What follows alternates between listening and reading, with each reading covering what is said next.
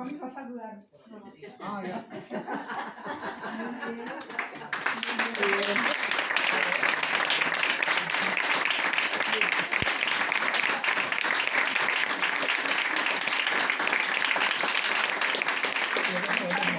por haber venido y muchas gracias a Josep porque además ahora nos va a tocar una partitura, un tema maravilloso. Sí, voy a hacer 2 temitas cortos. Yo te diré de la película Los últimos de Filipinas y luego un esbozo del concierto de Aranjuez. Pues genial, pues nada, escuchemos eso.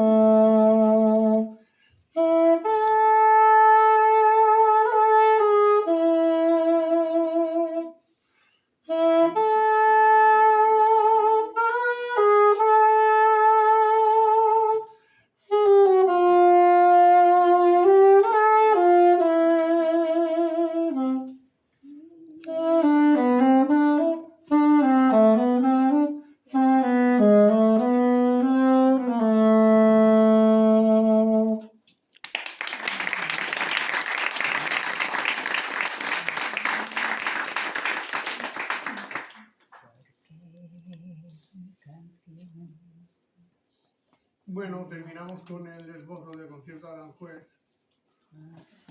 Y nada, pues muchas gracias por los aplausos y encantado de coincidir esta tarde con todos ustedes. Muy bien.